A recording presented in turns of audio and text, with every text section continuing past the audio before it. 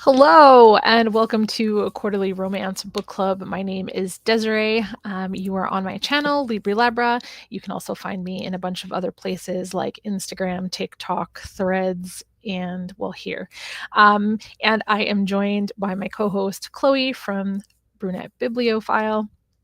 And we're going to be talking about Gigi Listening by Chantel Guertin. Is that how you pronounce her last name? I probably should look that up. I've been saying Guertin because it's like Okay. Gue, right? GUE, yeah. Yeah. Um, and so did you also like read this with your eyes or just you just listened to the audiobook? No, I listened to the audiobook because it was an ALC Right, whenever from I got Libro it. FM. We both got it. Yeah. And but I also got the ebook on Hoopla. So I was trying my best to kind of read along at the same time.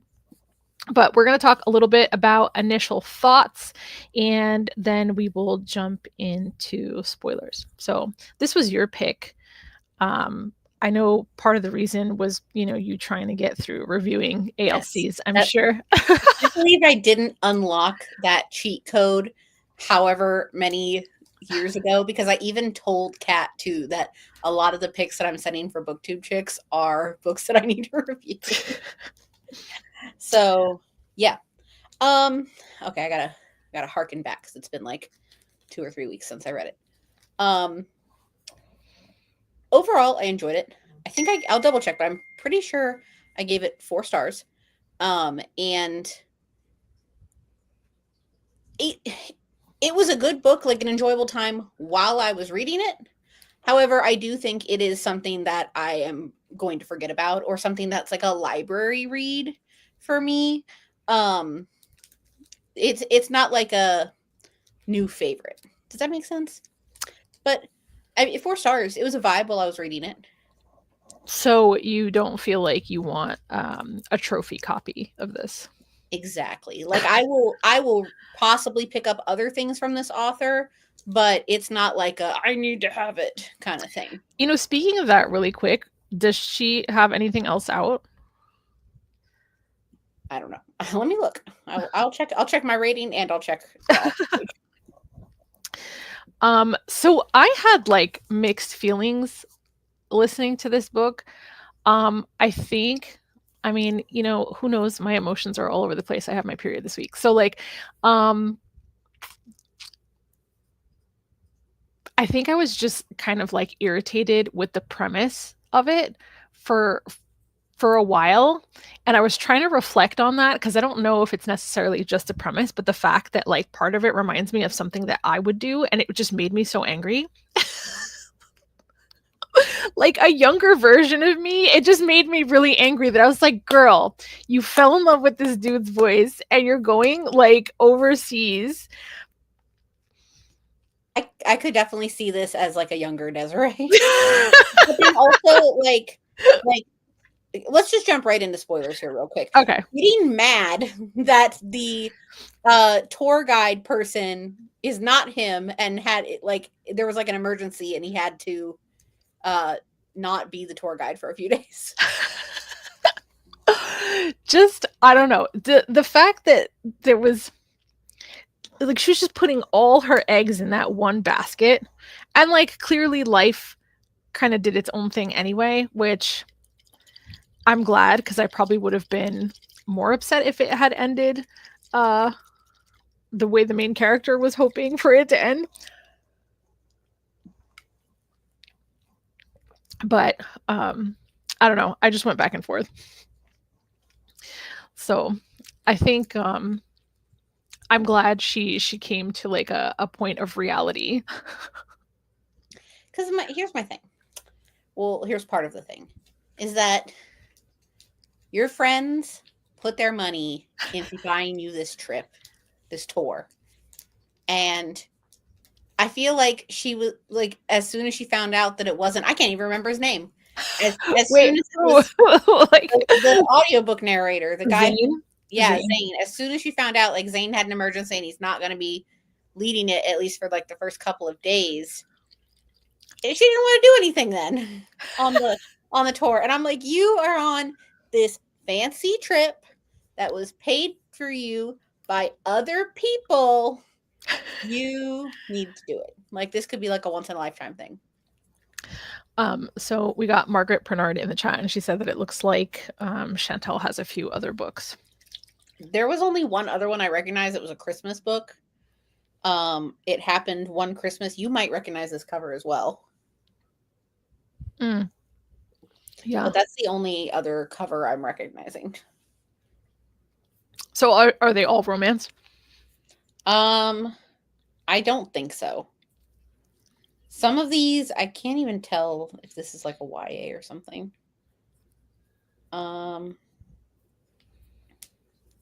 Yeah, some of them are YA. At least two of them are romance. Yeah. Yeah, I'd be willing to check them out. I would say that when I stopped being annoyed by her like falling in love with this audiobook narrator, I did enjoy the story, and I would probably also give it 4 stars. There's a sprinkle of grief in here because she lost her parents. I kind of love that she turned the bookshop into a romance bookstore. Yeah. And it kind of made me be like, wait, when did this come out? Because I had thought that like romance bookstores were relatively new. I don't remember how old, like when this book released. I think this was like a 3-year-old book, maybe. Okay. I wonder when the first romance only bookstore opened. I think at the time. It might have been, if like I've heard Jane say, it might have been like 2016 or something like that. But actually, that's a long time ago. I'll have to look that up. Well, what did you think of Gigi as like a character, the main character? I mean, I thought she was fine. I understand that she's trying to like, okay, so talking about her brother as well, that she's trying to like preserve the legacy that is her parents. Like, I totally get that. And but even from afar, she's like trying to like micromanage the bookstore that's like being temporarily run by her brother while she's gone. And like, I get it. She doesn't think her brother is like, she thinks her brother is a screw up, essentially. Maybe not a screw up, but not as like perfectionist like her. But you either need to like let it go for 10 days or just don't go on the trip, basically. But like, she kind of annoyed me. Let's just put it at that. Yeah, she just seemed like a little detached from reality. And maybe like, some of us have to be Delulu sometimes. And that's cool. Because I get it. Like, I get it. Sometimes you have to be like, no, this is what I'm envisioning. And I think that's how manifestors work. And, like, stuff was kind of going in the right direction with Zane. But, she had kind of created this ideal version of him that wasn't necessarily like who he was. Like, isn't that like the whole thing with like narrators? Like, you don't want to look up what your favorite narrator looks like because it's not going to be what you want. And yeah, I mean, like, even people that fall in love with actors, same thing, right? Because oftentimes they fall in love with whatever character the actor is playing, not necessarily the actor themselves. And I'm pretty sure I've said in other like live shows that I'm more likely to fall for a musician because I feel like when they make music, they tend to make music from the heart and it's more authentic to like who they are as people versus like playing a role. But just like there's just a lot going on in this book. Yeah. Did you feel like her and Taj had good chemistry? Not at the beginning. Like, I feel like as soon as she described Taj and like how he was just like this like grumpy guy, I was like, well, there's our love interest. But at the same time, it felt like I feel like he was like grumpy for like no reason at the same time too. So no, not at first. Towards the end, yes, because they spent more time together and you Together. could see more of it. So Margaret wants to know if we have any favorite male narrators, and let's just talk about that without talking about whether or not we've looked up what they look like and what they look like. I mean, unfortunately, I do know what Teddy Hamilton looks like now. Um, and there was actually I don't know if it was like with Audible or somebody, but he actually did an on-camera interview. I think he's one of those narrators that also has like two names. Yeah, his other name is oh shoot. I don't want to say it's Zachary Weber, but I feel like it's No, Zach. it's not. It's No, not. What no. is it? Zachary Weber has two names also. But we've talked about who Teddy Hamilton also is, and I can't remember. I feel like we have. Um, Look it up. so so I like Teddy Hamilton because I think he does a good job, but I don't think I necessarily I don't think I necessarily like Teddy Hamilton's voice. Like when I think of like the way Gigi was getting all melty about Zayn, that's not the voice that I think of. The dude, and I feel bad that I don't know his name, but the dude that did Kingfisher's voice in Quicksilver. Hold up. Teddy Hamilton's other name is oh shoot, I just had it. Where'd it go? Andrew Eden. And then what I was looking up the Quicksilver one. I feel like the Quicksilver name was also like a very popular person too. Yeah, because he did the Sarah J. Maas books. I'm pretty sure he played Rhysand in the Sarah J. Maas books. Yes, Anthony Palmini. He's also in the Plated Prisoner audiobooks that I'm listening to right now. What would he be on your list? I don't think I've read enough from him, honestly. Oh. I've read the dramatized ACOTAR. Oh, he does the dramatized Fourth Wing too. He's Zayden. So maybe I have read, but it's like big stuff I've read from him. So like ACOTAR, Fourth Wing, Plated Prisoner, and Quicksilver. Hi, Joe Panther. Let me think. Oh, Joseph Morgan, I think is his name, because he used to do he didn't do the last Abby Jimenez, but he did a lot of the Abby Jimenez books. Did Zachary Weber also do Abby Jimenez books? That's the same person. Oh, okay. Well, wait, what was the other name? Did I say, is it Joseph Morgan? Jacob Morgan? Morgan. Something Morgan. Yeah, hold on. I'm going to try to look that up really quick. Let's see. Okay, no, Joseph Morgan is an actor from the originals. That's not who I'm thinking of. So maybe it's Jacob Morgan. Teddy Hamilton has done so much stuff that I've listened to, though. I just read recently, like within the past like couple months, I read the first two Mountain Men books by Amy Dawes, and he narrates both of those. But the problem is he's narrating two different brothers, and that one irritates me. I wish they had gotten a different actor for the second one, just for some differentiation. He also did The Striker by Anna Huang. That one's really good. There was a narrator. Okay, I didn't finish the audiobook because I didn't like the audiobook. I just read Terms and Conditions, or I reread Terms and Conditions by Lauren Asher.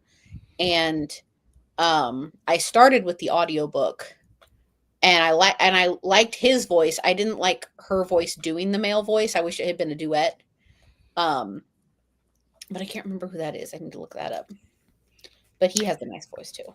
I did see at some point, and I don't remember what books he narrated, but I did learn somewhere that Steve West goes by something East, which I thought was interesting because I have like I had just been like, oh, this voice sounds familiar, and I was like, oh, but this name doesn't, and I was like, East West, that sounds like that might be connected. I think it's Shane East. I feel like, because I might have listened to something by Shane East. And yeah, it's Jacob Morgan and Zachary Weber. That's the same person. Let's see. Audiobooks narrated by Shane East.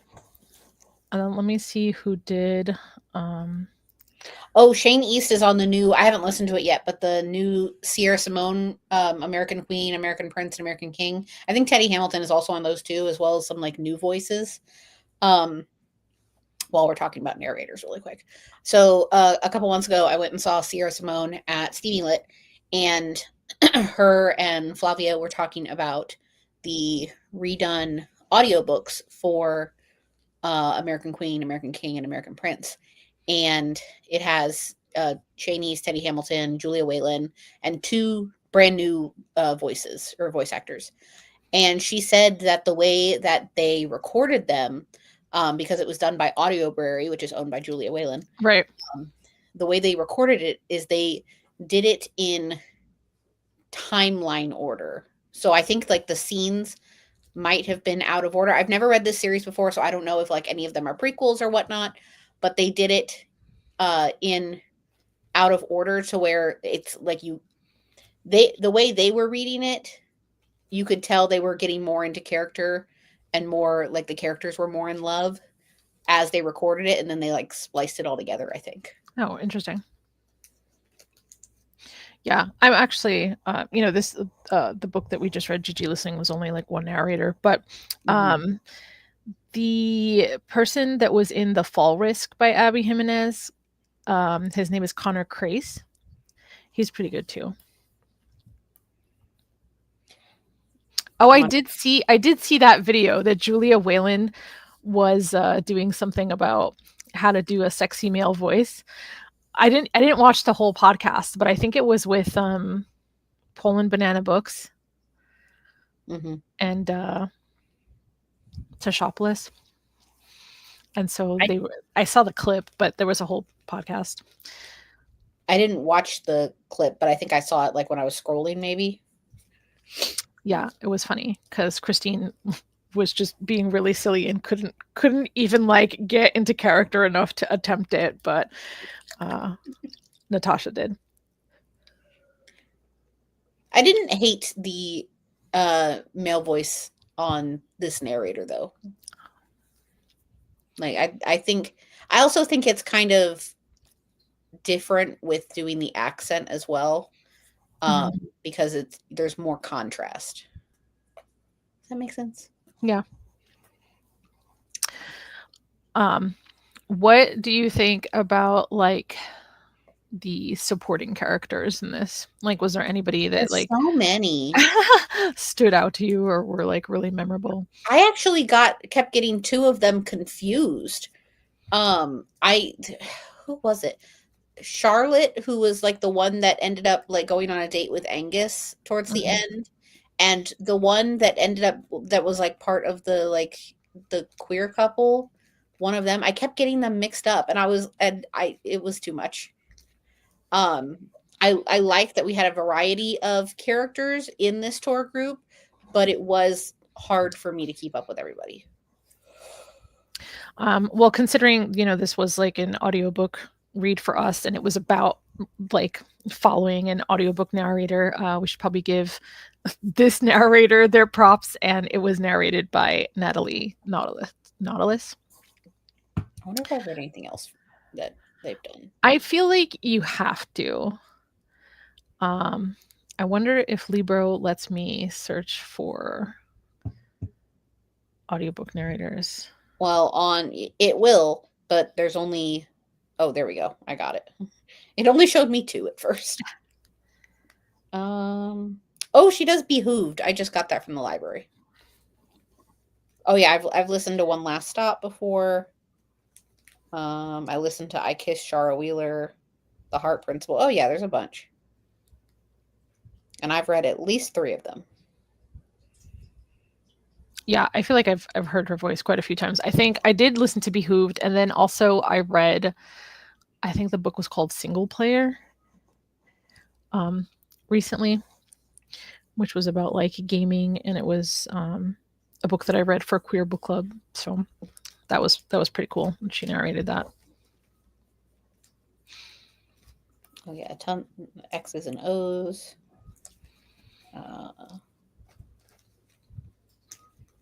Okay. Sometimes when I like there, I feel like because I listen to so many audiobooks, I know there's like the core couple that I always come across.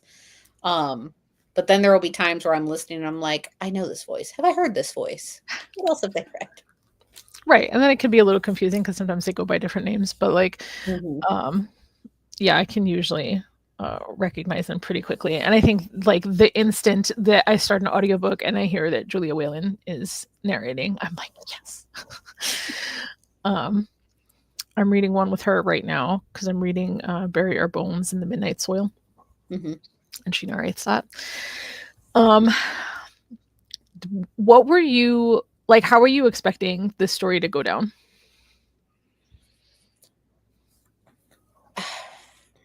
Okay, so I had, of course, it completely escapes me now, so I'll have to think on it. I had an idea of like what this book was going to be, and then it wasn't because I don't think I read the synopsis. I mean, like I kind of felt like I might have and then forgot about it. I don't know why. Maybe I thought that she was a narrator, but I don't know. I can't remember. It ended up being better than probably what I was coming up with in my head. Yeah. Yeah, I think so. Because like I did, I was like, okay, I don't know, it's a romance, right? So we're expecting a happy ending, and I think I was expecting her to end up with Zane, but I'm glad she didn't, obviously. Because he was a douche. Yeah. And then he fired Taj for no reason. Because he got jealous. He was stirring the pot. But did he even really care? Like, I think that's the thing. He didn't care. But I don't think he cared about Gigi either. Like, it seemed like he was just on like a. I think he just wanted to, like a trip. Yeah. Exactly. The last comment. Yeah. A notch in his belt. That's what he wanted. Yeah.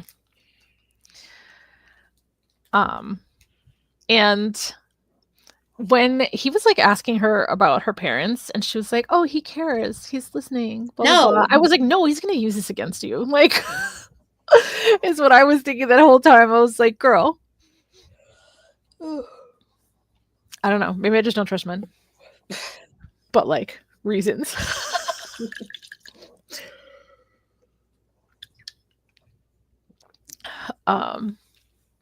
I don't know if you got because you didn't look at the ebook, but at the end of the ebook, there's actually a list of all of the books that she mentioned in the book. I did see that. I had a physical copy that I was like marking my place in. Okay. All right. Because like I saw this and I got so excited because, not that I'm able to follow through every time, but every time I read a book that mentions other books, I want to read the other book that is mentioned. And there were like 10 mentioned. No, there's a lot. There's way more than 10. Some of them I've already read, which is cool. Some I've watched the movies for, which is also cool. The Notebook is in here. One Day in December is in here. Pride and Prejudice. Something Borrowed. The Unhoneymooners. And there's quite a few that I have not heard of, but I just love having this list. So I may like print it out and be like, how many did I read? How many do I want to read? Not that I don't have an infinite TBR, but I just love that. I feel like it's also not very often, at least for me, that I come across books that mention current popular books. Interesting. I know I've never finished the Gilmore Girls, but I know there's a list floating out there of like every book that Rory has ever mentioned in the series. But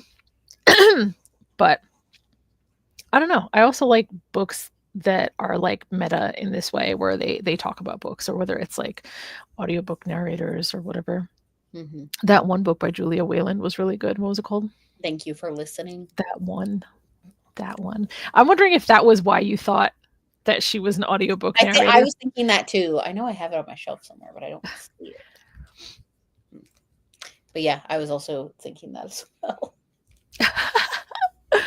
Wait, Margaret says, an author wouldn't want to risk some scandal happening to a modern author. So she was being brave.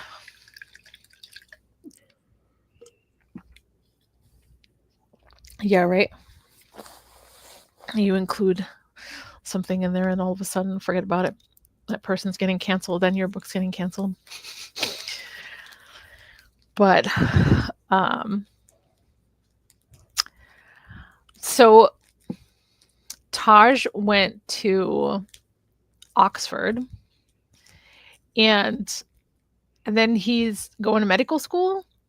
Did I process that correctly?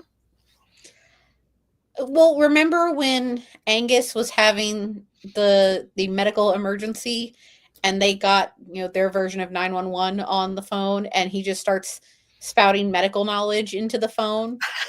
Like, I knew there was something back there. Like, do you remember in the hating game that he was supposed to be a doctor? What's his name? Yeah, yeah, yeah. At, Josh. yeah, and he wasn't. So I felt like it was one of those situations.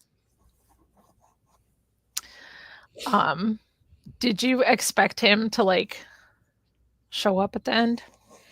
Yes, because it's a romance, but I didn't know how it was going to work because I was like, well, she lives here and she's, dedicated to this bookstore and he lives here, but now he has no job, so he's got nothing holding him back.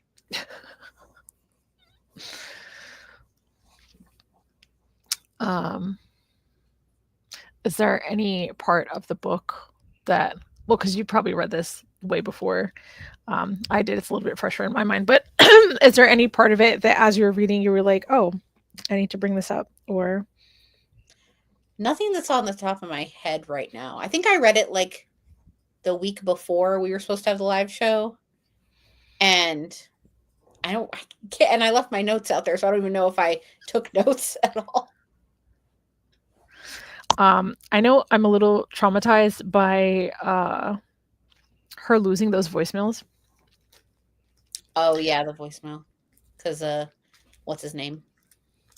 I mean, like, mistakes happen and whatnot. And so I don't, it's not like necessarily his fault, but if that had happened, I would have just lost my ever loving shit. See, the thing is, though, if it was on the bookstore voicemail, she should have like said like don't clear the voicemails or whatnot or I mean, but something. it depends on like the last time she listened to it. And she had just been running it for so long that you get used to being in certain routines and you forget to tell people do all the specifics of what you do. I mean, that even happens here at the house when someone goes on vacation. If like someone handles the cat litter or the feeding the specific cats, like, you know, it just kind of slips our mind. Mm-hmm. Um, but her brother's response, I feel like, was kind of crappy. Her brother was all over the place. Like, when she called him the first time, and I can't remember like what the time was supposed to be. And this it was like the store opened maybe like in an hour or something like that, and she's like, "Why are you still asleep?" Like, he's first of all he's living above the store. It's not like there's a commute. But it's like, you should be making the coffee for the customers. I'm like, you need to let go.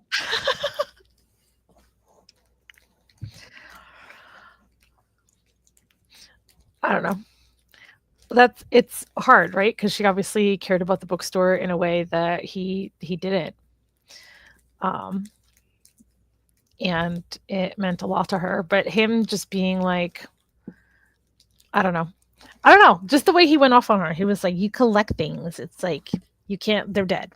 It was like they're dead. You can't bring them back. And like fair, but like maybe I'm being overly sensitive about it because like, well, my brother passed away, and I still have the texts that we had exchanged like on the day that he passed away. And every time I get a new phone, I'm always like, "Are they there? Are they there?" Um, and thankfully they are. And like I'm sure one day they might not be, and I'll be really upset about it then. But as someone who has like ADHD and a relative memory, it just takes certain things like seeing something, smelling something, like something else will remind me of my memories.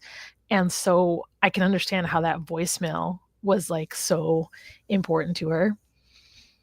And if it's like the last thing you have of people that you cared about, to have someone else just carelessly delete them sucks. Sorry. Margaret says, I might need to read this again when I open my own bookstore for some do's and don'ts. What do you think about like just, the way she kind of described romance? Because like her and Tosh had this whole conversation. He was like, "What do you mean that it's only romance books?" Like, do you Just feel like that. her It description? told Do you feel me. like her description of things was like accurate? Do you think it was missing anything? Do you think she was being like? I mean, the thing is, like, sometimes you're just not going to be able to explain something to somebody for them to get it in the way that you get it. Like, I can explain up, down, and sideways to Will while I like why I like going to yoga, and it's not going to make him like it or get it anymore. So I guess I don't know.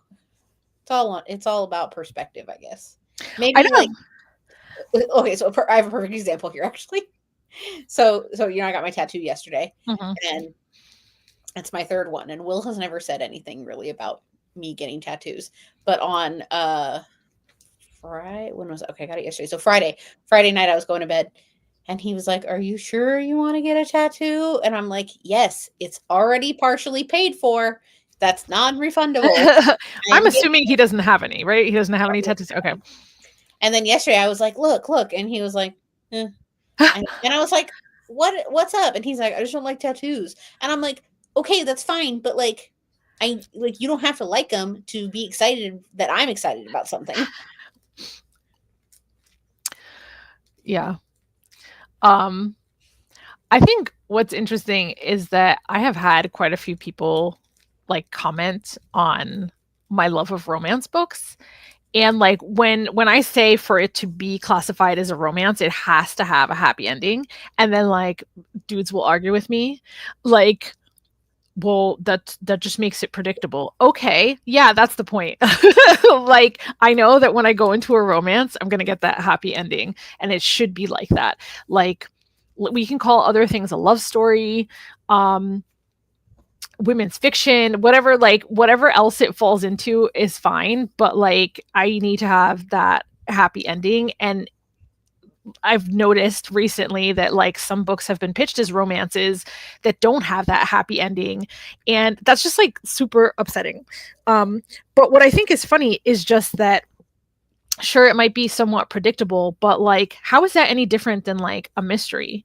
Right? When you go into a mystery, there's going to be a mystery throughout the book and it's going to get solved at the end, right? Is that not predictable? Like why is like romance frowned upon for having a predictable ending but not any other genre? So, what is your take on the happily ever after versus the happy for now? I would need an example of happy for now. I don't have an example right now. I feel like I was in a book club, and somebody said like, "This is definitely like a happy for now story, but these people are going to get divorced." I mean, like, it doesn't need to end in a wedding if that's what you mean. Like, if that's like happy for now, or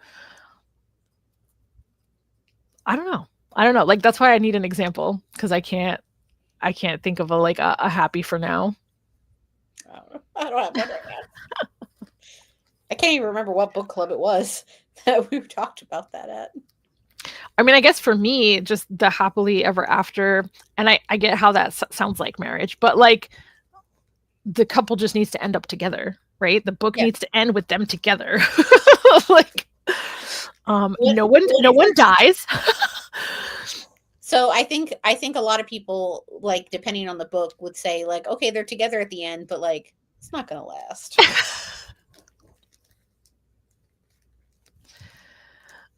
Okay, so Margaret says maybe a happy for now would be a resolution of conflict and the start of a relationship rather than the fairy tale. Yeah, everything. Yeah. Which like yeah, I think that's fair as long as there's like a resolution of conflict and they're together. You know, maybe 5 years from now they get tired of each other, but you know, like where the book ends, my my needs have been met at that point if they're together and the resolution has been revealed. Um, I'm just trying to think about Gigi. And also, like, I feel like I've been picking up a lot of romance that has grief in it, which is fine, but like it sucks to pick that up like one after another after another after another, because like at some point you're just like, okay, I'm tired. Like, listen, the world is on fire. I need more escapism right now. At dealing with like grief. um there's a few books that I wanted to read that I haven't picked up because people told me that it either dealt with like dementia and Alzheimer's. And I'm like, no, I cannot read that like consecutively. Like, I'm going to have to split that up. Did you Because read I the Abby just, book? I did read Okay, the Abby same. book. And then I think the other one was like a Kennedy Ryan book and maybe even an Ashley Poston book. And so I was excited to jump into those, but I was like, nope, they're gonna wait now. They're gonna wait till like till whenever I'm ready, because I cannot just read like those hard hitting topics back to back to back in romance. Um, ooh, How fantasy is it? That's what I need to know. Because me and fantasy, it really depends. what do you mean? What, like, okay, so how do I describe this? I don't think, like, I feel like I'm no longer built for like hefty world building and magic systems. I feel like, right, like I've read the popular stuff. I've read Fourth Wing. I've read ACOTAR. Like, I was just telling Kat yesterday how I would love to keep reading Shadowhunters books, but I have to go back and reread all of them because of how hefty it is and how much they build upon each other and this, that, and the other. So I'm very selective about my fantasy. So like right now, I'm reading the Plated Prisoner series with some friends, and I had read the first 3 books, um, but I really liked how the retelling of Midas was going. But now we've taken a turn in book 5, and there's a whole bunch of other stuff going on. And for me, it had like for fantasy, especially, I feel like I have to listen to the audiobook because my eyeballs just can't keep up. Um, have I been reading like hardcore fantasy? I don't know, but now I'm interested in your like thoughts on Behooved. Okay, Whatever. so that's what I was going to ask you, is because I was talking with my friend Elena, and so did I send it to her or she sent it to me? Somebody told me that it's good for fans of Shrek, especially Shrek 2. You know, and this came up, I feel like I must have seen Shrek 2, and this came up during the book club discussion, but I wasn't making that connection. But that's just me because I probably didn't remember what happened in Shrek 2. She did read it, and she said like the vibes were there. So I'm here for it. I have the audiobook, and then I bought the book yesterday. So it's going to happen. All right, so it's a gal in 19th century England who's an academic at heart, and she comes to some Nordic outpost to research undocumented fae. It comes off as comedic, historical, and gentle fantasy, like cozy, with some whimsical fantasy moments. Again, very cozy. So, My thing recently that I've noticed is historical. It I I don't think historical romance is my jam. I've read a handful of them, and I'm just like, they're just really not working for me. Except for Bridgerton, and the only reason that works for me is because of the show. But I think I prefer the show to the books. wait, did you just call that fantasy? No, for historical. Oh, just historical in general. Um, what else do we have on Gigi listening? Oh, I know. I can go look at my review. I wrote a review for it. It's been on my phone this whole time. But I knew I took notes. It was in the form of a review.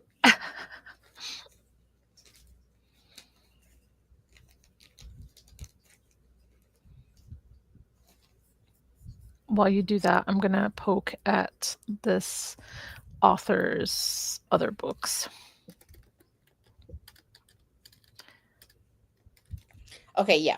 So, I've kind of already touched on a couple of these points without reading the synopsis because I did go in blind for this book. I was immediately able to point out who our love interest was just from the first interaction of her and Taj, like I had said earlier. You know, I think for people like us who read a lot of romance, it was pretty obvious, but that's not necessarily a bad thing. Um,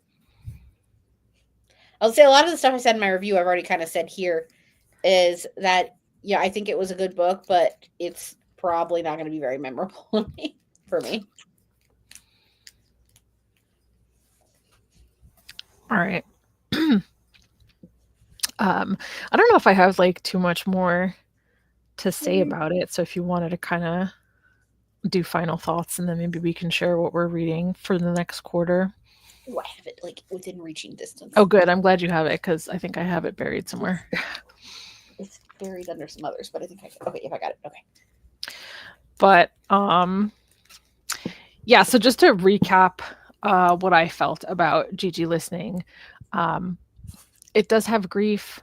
It has like a variety of characters, and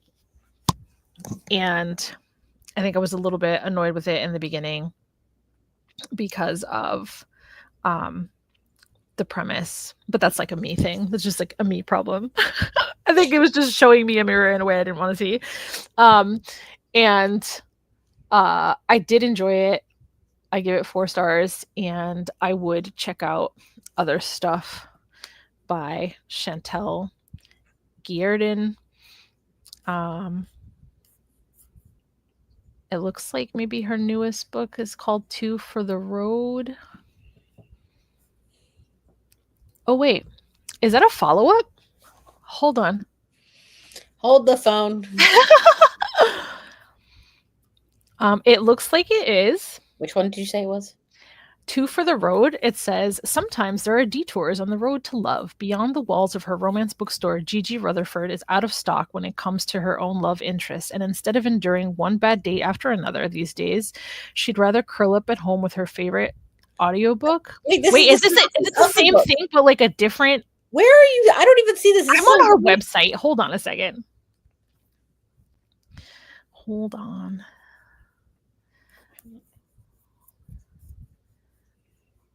Now I'm going to her website. I don't know if texting it to you helps. Okay, all right. So Gigi Listening is the US copy, and Two for the Road is the UK. The UK. Yeah, because it still says she's traveling to go meet Zane Wilkinson. Mm-hmm. But like the cover and title completely different. So I was like, wait, what? So under Gigi Listening, it doesn't say it under Two for the Road, but if you go down to Gigi Listening, it says, note, this is the same story as Two for the Road with a different title and cover. Okay, well, thank you. She does have another book called Instamom. Kit kidding knows her niche, posting about her child-free life on Instagram. Then she meets Will, a sexy, aggravating chef who happens to be a single dad. Then the two are thrown together on an Instagram campaign. Kit's picture-perfect career path is suddenly clashing with the possibility of a different future. Messy, complicated, and real. Which life does she truly want? Will she have to reinvent herself? And will Ivo still be waiting by the time she figures it out? I like that synopsis. I hate this cover. Cover is giving very 2000s. But yeah, I would check that out. I would read it. I wonder if there's an audiobook and who narrates it. All right, so 4 stars for me. You want to give your wrap up? 4 stars. It was a vibe while I read it, but ultimately forgettable. So I'm probably gonna forget about it. But you'll read Instamom maybe? Maybe. We'll see. I wouldn't write this author out, but it would be a like from the library read. And for next quarter, we are going to be reading For the Hope of It All by Isla Sikorsky. Did I pronounce that correctly? I think so. You tell me, you know her better than I do. And this is like a small town romance. It is the first book in a trilogy. And It has a spice guide. What? Has a spice guide, chapter 22, 25, 27, 28, and 40. Nice. As far as I know, there's no audiobook available, so it's on Kindle Unlimited if you have that, though. I'm going to have to make sure I make time to read it and not try to get through it at the last minute because there's no audiobook. But I am excited because I did, like, when I bought it, I started reading it and like I got through the first 2 chapters like really quickly, and then I had to put it down for other stuff. But I'm excited to get into it. The third book in the trilogy, which is called Daylight, comes out, I want to say, in like November. Daylight is the second one. Oh, sorry. What's the third one? I don't know. I remember the cover. I just saw it as yellow. Yeah, it was yellow. I feel like she... Oops. Ignore that. Hold on. I feel like she just posted like a picture of it. Well, while she finds that... Long story short, that's the third one. There we go. So go ahead.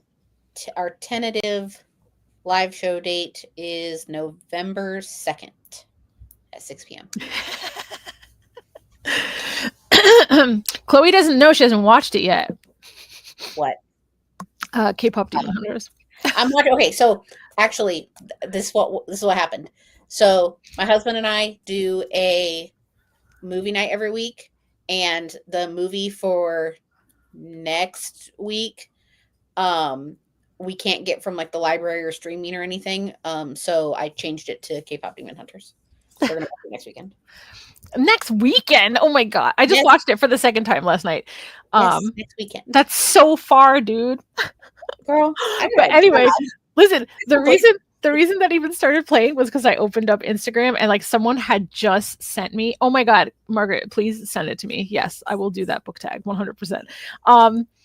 But someone sent me a link because the skating rink near us is going to have a K-pop Demon Hunters skate night. Where they're going to be playing the soundtrack, and like I am so sad I cannot go to that. So sad. And she said she watched parts of it like 20 times. It is so good.